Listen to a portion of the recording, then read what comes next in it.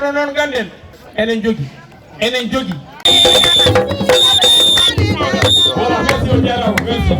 le ministre maire waɗi ɗo ni par ce que enen pi poti haɓanade ñaw o d'ailleurs mi ñaw o hana affaire minen doctoraɓe par ce que si neɗɗo nawnama an ɗo de minen mi jiide mbo tambo tampi ko onon guittombo yiide neɗɗo nawnama ko communauté o yiyitamo minen wattu mi jeeyatamo han tawa on ko tampuɗo o par ce que communauté ɓanta addambo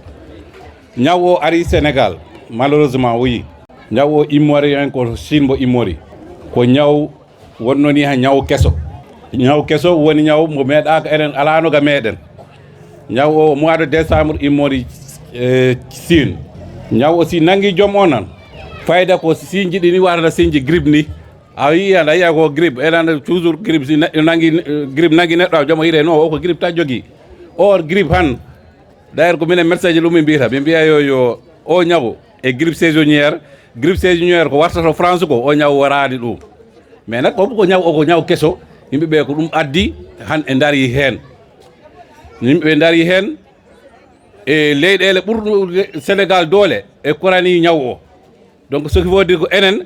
e moyen men ɗi kewani il faut ko enen yimɓeɓe nanggodira ballodira kaɓo on si e mbi ko moyen ji han France ɓurni e moyen ji Chine ɓurni e moyen ji Italie han ñaw o ko to ɓuuri hewde même Chine ɗo mbo euro encore Italie ñaw o ɓuuri hewde donc si ñaw o nanguima han ano heɓa ɓandu ma ndu wulat joni noon si joom o addama docteur minen a lamdoto joom o yiyama ɓandu ma ndu wuuli e woodi kala appareil ji mi ɓarrata température min darati e température ma o ɓuuri 38 min mbiya oɗon ɓandu ndu wuuli mais o gandi nguleni ɓandu hana on tan ñaw addata par ce que paali o kala adda nguleni ɓandu ñawji gewɗi gadda nguleni ɓandu si ɓandu ndu wuuli hoore nde muusat ɗum kala a yiyama noon mbiya ɗo kala kañƴeji adda muusi hoore mais mi jawta si hoore nde muusi ano wawi hebde probléme koɗol ma ngol musara yiye wa tan ko angine jogui ani si ɗon kala iwi han ɓandu ma ndu pi muusa o tawa ɓandu ma ndu waɗa hon ko ɗu ɗiggu ni tawa ɓandu ma ndu piye muusa ɗon noon mi ñagaki ha yimɓeɓe jottoyo toon par ce que sensibilisation normalement forani o haalande par ce que minen ko paala ta joom o ko ɓandu ndu wulata walla hoorde fuɗɗa muyde tan mo yettano minen ta ko traitement mo addaka hôpital jiga mais si yimɓeɓe paɗoyi hara ko ɓandu ndu pi ko ɗaltoyrol ta ɗon ñaw o tampinoyi joom o noon kala wawa wonde ha ko ɗojjat e d'ailleurs ko ɗoyru ndu addi ha ñaw o e hulɓini par ce que ko ɗowri ndu addata ha joom e wattata mbattugol ngol ko e ɗoyru he hanki mi yeehi ɗo kikiɗe mi yiya goɗɗo e muuri e jogui masque joni masque ji ɗi kala il faut ganden honi masque ji watte utilisé hanki jemma mino yaha mi kawrumi e goɗɗo o jogui masque ɗum ɗo jakilinmi par ce que masque ji ɗi han yiye yimɓeɓe na ɓorno masque mais masque ji ɗi ko pour nawnaɗo ta wattani woɓɓe est ce que a wi c'est à dire ɓorno en masque ta waɗani polluer l' atmosphére est ce que a wi mais an mbo nawnaka o pour a ɓornima masque ɗum addata ha mbasi a wattede ñawde an mo nawnaka o a wawa ɓornade masque si nawnaɗo o ɓornaki masque han mbo wawima wattude ñaw o donc masque ji ɗi en fait ko ɓe nawnaka ɓe mbaɗana masque ji ɗi joni noon ko ɓay ko ñaw wiɗo on wattidirta ko affaire ɗoyru joni yiyayo si a ɗojji han hande a iri walla a ɗojji han ko ndiyam ni wuɗɗat ɗum mbiyata les goutelette wuɗɗata ko micro o ko to wonta micro o nak heureusement pour nous si a ɗojji han mbo wawata wattude neɗɗo ɓurɗo ta mbo waɗɗima ɓuuride 1 métre heureusement donc ɗon ko heureusement mbiyeten ɗon par ce que hita no woɗɗimo ha ɓuuri 1 métre yiɗa joom on ɗojja yiɗa jogui ñaw jogaki masque mbo wawatama wattude par ce que ɓe mbi o si a ɗojji han ngel hakke ko teddi ko sera ngel ɗo ngel wawata wadde plus de 1 métre ɗum noon ko scientifique ko science o janggi ɗum haali ɗum ko non wayi mais nak ko wondi a wawa ɗojjude nakko ɗo goɗɗum an mi ara mi nakko ɗon si mi soɗaki han mi wawa nakkoyade goɗɗum walla mi nakko yesso am ngo watta mi heɓira noon ñaw o ko ɗum addi ha yiyeyo joom en mbaɗa lavage des mains c'est à dire ko mi ɗojja walla joom en mbattani tan no mbaloɓe ɓe mbattani joom on fifo tan waɗa ga wutte ga walla bonsoir o fifora mi soraki watta ka jiifa hiya mi siforayla mi fifora o bonsoir ɗum ko waɗa interdit. Voilà, ɗum noon musidɓe en mbawata continue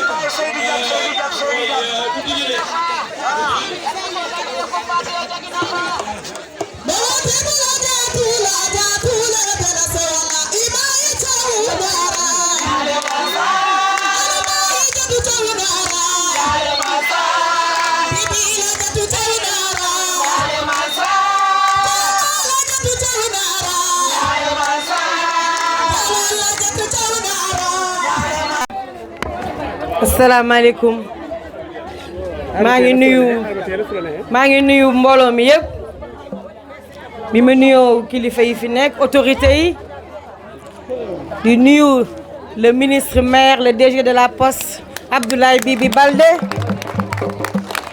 sama frère sama maire sama ministre parce que nekkoon naa conseiller technique di nuyu ñi mu toogandoo le docteur Sané di nuyu sama frère Bàcc Mbay di nuyu góor ñi fi toog ñëpp di leen siggil parce que jigéen ñi mënuñoo dem sans góor ñi di ma nuyoo góor ñi beral leen loxo ba pare mairie nag moom parité defe naa am na fi mairie Kolda di nuyu madame le maire Dieynaba Diack xamante sama yaay la sama sœur la sama lépp la di nuyu jigéen ñi fi toog ñëpp madame Koumba Cissé mi nga xamante ne tey jii moom ak man ak sama sœur sama jabar Kadi Kandé épouse donc du ministre maire DG de la poste Abdoulaye Bibi Baldé nga xamante ne mooy jigéen ju mën góor nekk ci wetu borom këram suba ak ngoon tey jii ngeen honoré ñu def ñu marraine donc 8 mars. kon ku lim nag da ngay juum maa ngi nuyu jigéen ñëpp ñi nga xamante ni biñ ñëwee gis ma ànd ak le ministre Abdoulaye Bibi Baldé siisuñu ma. dañ maa yaatal kontaan su ma woowee Bibi ñi kontaan suñu amee wooma ma ànd ak ñoom ñu topp si gannaaw Bibi moo nañ maa puus moo nañ maa yàqal ba tey duma mën a toog confortablement ci wetu Bibi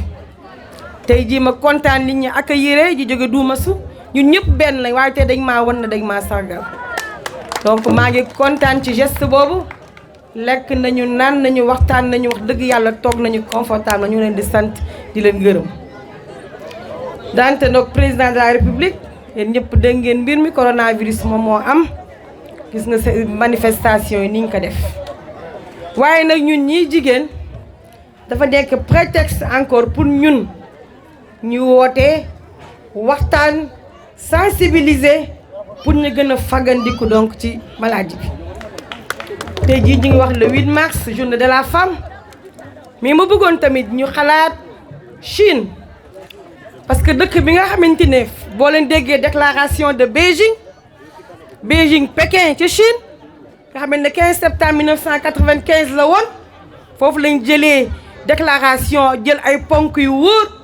pour lutter contre l'inégalité pour défendre les droits de l'homme tey jii loolu Chine la woon Chine fa la jàngoro jóge tey ñi am pensée boo xamante ne solidarité la wax dëgg yàlla pour ñaan jàngoro jooju nga xamante ne dëkk boobu Chine ci boppam dafa symbolique pour jigéenu àdduna bi yëpp nga xamante ne 189 états ñu ngi fa woon plus de 5000 personnes nekk fa woon ñoo ngi fa woon pour défendre donc jigéen léegi tey jii bu ñuy wax par rapport à l'amélioration en tout cas des conditions de la femme ou de défendre tamit droit jigéen ñi tey jii position bi nga xamante ne mun na am dañ ko xeeboon mooy rôle bi nga xam ne moom la ñuy jouer ci foyer yi tey jii daf ñu mettre dans des positions stratégiques foofu lay njëkk a commencé tey jii rôle yi nga xam ne moom dañu am ci kër yi mooy dem marché jënd lekk bi raxas lekk bi sellal ndox mi jox ñu naan suñu doom yi yar leen xam ne bu gan ñoo ñu ne ko demal nuyoo ñu war a toog tey jii pour jël yeneen attitude ndax jamono dafa changé ñu gën a farlu ci lekk bi gën a farlu ci hygiène bi gën a farlu ci éducation xale yi tey jii ku mun a téye xale bu nit ñëwee nga demal nuyoo day nuyoo parce que loolu lañ ko yaree mais tey jii ni ñu yaree seen doom yi ba kuñ dajal bañ ko nuyu ci contexte ba changé donc comportement kon nga xam ne ñun tey jii position bu ñu occupé dafa am position stratégique la réellement pour la santé publique kon boog may invité sama moroomu jigéen ñi ñu gën a farlu ci wàll boobu. beneen point bi may ñëw boobu nag monsieur le maire monsieur le ministre moo ñu ci accompagner ndax moo ñu yombalal financement yi tey jii monsieur le maire docteur Sané yow tamit gis nga jigéen ñi ndox mi bare na kër ministre ku nekk yaa ngi ramasser say butéel pour jaayi jus ndax am nañ financement loolu tamit mu nekk entrée boo xamante ne de vulnérabilité ñu war a nag raxas wax naa docteur Sané na ñëw wax si butéel ñuy ramasser pour dem doon nañ ko def naturellement doonte doon da ngay gis jigéen ñi xooj eau de javel def lépp mais tamit tax na ñu war a gën a farlu ci comportement par rapport lu ñuy ramasser pour jëlaat pour nit ñi defaraat seen gémmiñ pour dire que ñun suñu position dafa sensible réellement pour la santé publique kon boog hygiène boobu ak farlu boobu laay woo jigéen ñi ci échelle yëpp nag ci seen ménage ci mbedd bi ci quartier ak fépp fu ñu nekk.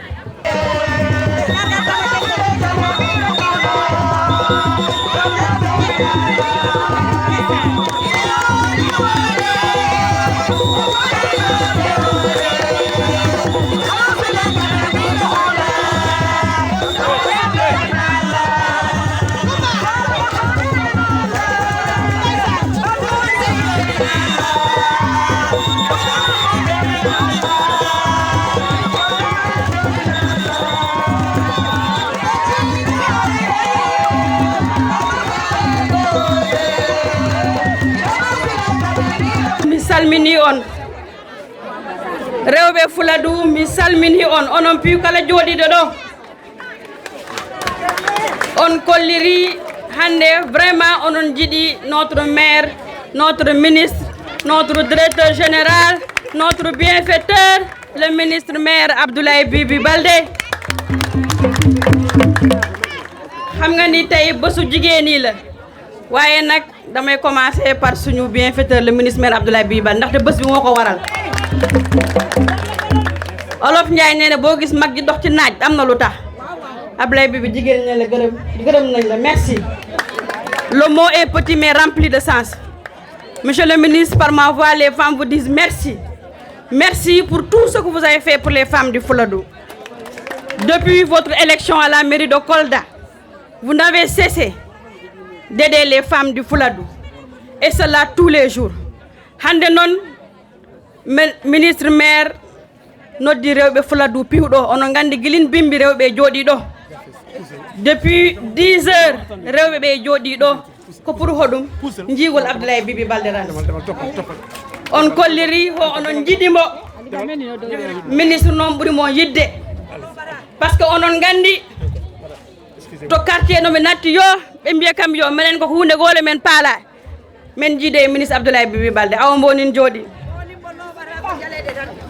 ko sukaɓe mbiyoɗomo looɓara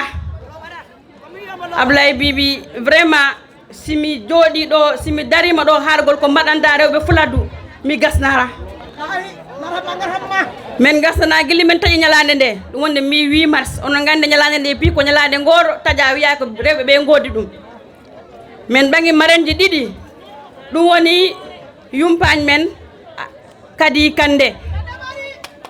Kande machallah gorla jigéen la waaye góor la ci biir jigéen ñi Kadi Kande men beltanimama mbo gili men taƴi ñalande nde chaque jour ko mama nodda mi lande kam horo men tollini lu tax mu koy def bëgg jëkkëram lu tax mu koy def parce que dafa xam ne ni jigéen ku ko gunge nga dem jigéen ku ñu gunge nga yegg si fi ngay dem kon Baldé bolom deuxième mandat warul la jomb deuxième mandat jigéen ñi ñoo koy assuré toogal nga seetaan deuxième mandat fa la ñuy jëm suñu yoon xàll nañ ko fu ñuy dem leer na duñu taxawaalu duñu gestu ñu ngi ci kanam ji dem rewɓe ɓe mbiyoyo laawol ngol laawol ngol deuxième mandat laaɓi romme jahantani on pari walla on parani e nder maren he men batti hen Ajaratu Jatu Thiaw kala mbo ndiyani mo nanimo kala mbo nanani mo nani jaloore mon de Jatu Thiaw kan woni chef département géographie nder UCAD rewɓe ɓe noon nder Fouladou wiya noon men janggani jande men nde woɗɗaki kono Jatu Thiaw est un modèle parmi les femmes du Fouladou Jatu Thiaw e holliri ho a wonat ɗo nder Fouladou jangga et tu peux diriger ce pays là kon Diatou Diaw jigéen ñi ñu lay gërëm sa geste bi rafet na boobu ba léegi chaque jour taayuloo chaque jour duñu woo duñu nemmeeku nga habillé sa jigéen ñi yëpp depuis ci kaw ba ci suuf loolu nag xam naa ne bëgg la ministre Abdoulaye Bibi Baldé nga moo tax nga koy def waaye nag fi nga teg sa tànk foofu la juumuloo fi nga teg sa tànk Diatou foofu la juumuloo kon ñu ngi lay remercier pour tout ce que vous avez fait pour les femmes du Fouladou. bu ñu paree ci Diatou Thiaw dañuy ñëw suñu lion bi madame Dieynaba Diack madame le maire suñu maire bu ñaawul bi xam nga ni moom on dit qu'elle est trop féministe parce que combat jigéen rek lay taxaw madame Dieynaba Diack mu ngi nii taxaw sama wet bëgg naa ngeen tàccul ma madame Dieynaba Diack naa leen wax lu tax parce que bu dara jotul bu dul xeex du dellu ginnaaw bu jotee pour défendre bi du dellu ginnaaw mën naa ko seede ci moom ndaxte ñu bëri réeroon na moo leen gindi indiwaat leen kon nee naa gàcce ngaalaama madame le maire. équipe bi nag bi may liggéeyal mënuma leen ñàkk remercier c'est vrai que sonn naa mënuma leen ñàkk remercier ça fait 2 semaines nous sommes sur le terrain je veux nommer notre frère Noah Camara. Noah du ma suuf mosoon contente nga la mobilisation jël. Elles sont arrivées depuis 10 heures au nombre de 150. O men beltima rewɓe duuma suu men beltima Sallim Kébé bu ñu jógee foofu dañuy dugg Gadapara Chérif Gueye jigéenam yaa ngi nii toog bu ñu fa jógee dañuy dugg 6 kilos booba Sandé voilà l'équipe type qui a travaillé pour cette journée du 8 mars kon nag jigéen yi xam nga ne tey suñu bés la ministre moo ñu dajale fii tey nee na ñoo fete bés bi ak moom lu ñu bëgg nag ministre defal nañu ko c'est vrai que deful yëpp waaye dina dugal loxol ci poche mu yokkal ñu financement ñu gën a finance yi di gën a financement di gën a jax xam nga ni démb ñu ngi woon duuma suu avec notre frère Bacci Mbaye Bacci rewɓe kol Bantangel i kellanama ko mbaɗɗa hanki a lanci duuma suu men beltanimama Bacci e rewɓe ma ɓe garduɗa ɓe piiw lu ñuy ñaan le ministre Abdoulaye Bibi Baldé parce que bi mu gisee jafe-jafe jigéen ñi dafay dem leen taxawal mutuelle te commencé wul ci man sama yaay sama sœur Dieynaba Diack yor na mutuelle bu mel ni di financer jigéen ñi aussi ci biir Pamicas moom tamit mu ngi béy waaram ci biir Pamicas loolu doyu ko mu indi mutuelle ci biir Bantangal mu ne rewɓe Bantangal onon ngoodi ɗum men jahi ha heewe men jooga rewɓe Fouladou piiwodde financement o avec un capital de 10 millions kon min calmini Abdoulaye Bibi Baldé parce que nag mi wiyani hay goto waɗa ɗum mais ko mbaɗɗa ko dans la discrétion dans l'efficacité a nangani rewɓe Fouladou kala komo watta mbo watta ɗum e hakkude yimɓe si mono waɗa ko moƴƴi mbo watta hakkude yimɓe ɗum woni neɗɗo monsieur le ministre nous vous remercions pour votre humanisme vous travaillez dans la discrétion vous travaillez aussi dans l'honnêteté et ça li may assumer la parce que quel que soit Alpha gis naa relation yu may gérer pas dans la rue mais dans les chambres et il les gère avec toute une grande discrétion waaye nag le maire jigéen ñi dañu ne dañ lay delloo njukkal tey delloo la njukkal parce que bi ñu commencé ba tey nous avons pu financer 84 groupements de 300 000 à 1 million xam nga ni loolu jigéenu Kolda am na ñu ko bëgg a def waaye duñu yegg tàccu leen ma Abdoulaye Bibi Baldé Abdoulaye Bibi ko falnami haalde piwara haalde ɗo mi waɗat mi-temps mi haala Dieynaba Diack madame le maire funna ko heddi ko akisa o e samba kongama e bi kongama e bi bi kongama e bi kongama e bi kongama e bi kongama e bi tebu kongama e bi kongama e bi Kolda kongama e bi nintema da bi Kolda be si mama sambara kisa o e sambara kisa. Assalamu alaikum musidal rewɓe Fouladou rewɓe commune Kolda e quartier ji muɗum piiw rewɓe Fouladou ndenduɓe ɗo ɓe piiw min calmini on min jaari on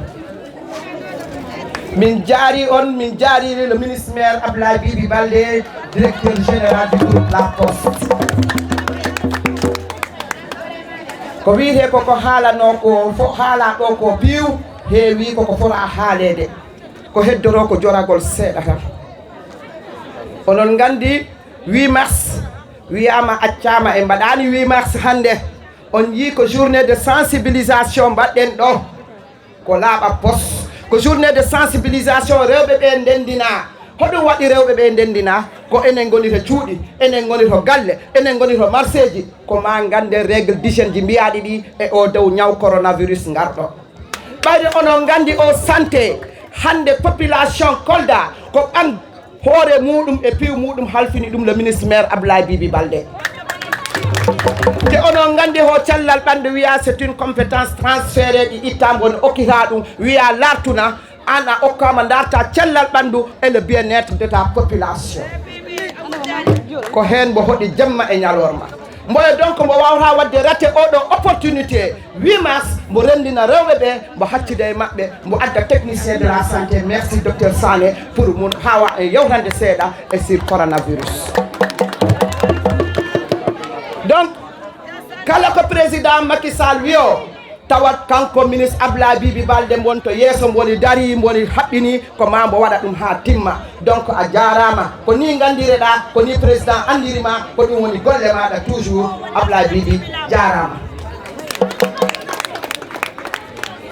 sen kaali e ɗum ko ma garten seeɗa kaalen ɓay rewɓe ɓe ɗi rendi ɗo woodi ko rendini ɓe kala ko wiite ko mbiyammi toujours wiya calɗino bentol ɗaɗi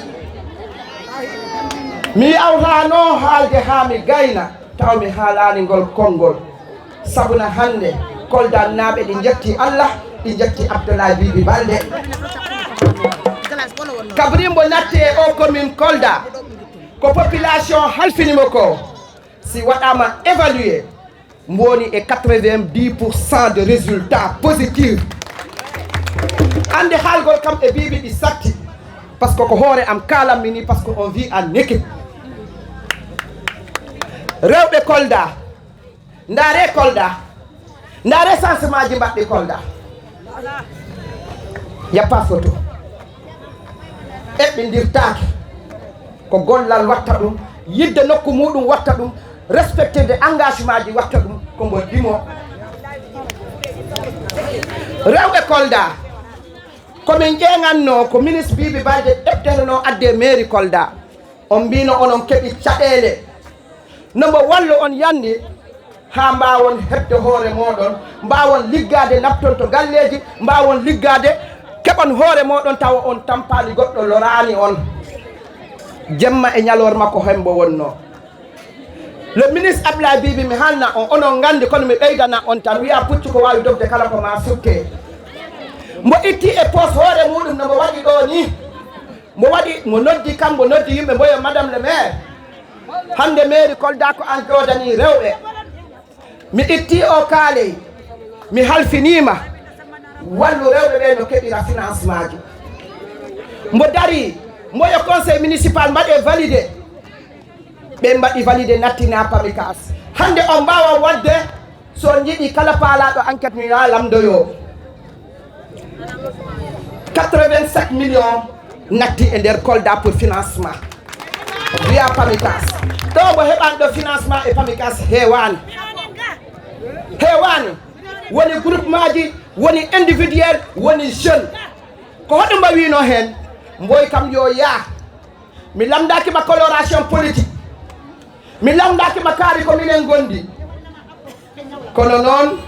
financé nam rewɓe Kolda piiw kala ko finata e nder Kolda kala ko ganduɗa ɗi woni e nder Kolda hara laar kaari ko PDS hara laar kaari ko opposition finance ɓe kamɓe piiw par ce que hande koye juuɗe am ɓe goni monsieur le maire a jarama komi faala wadde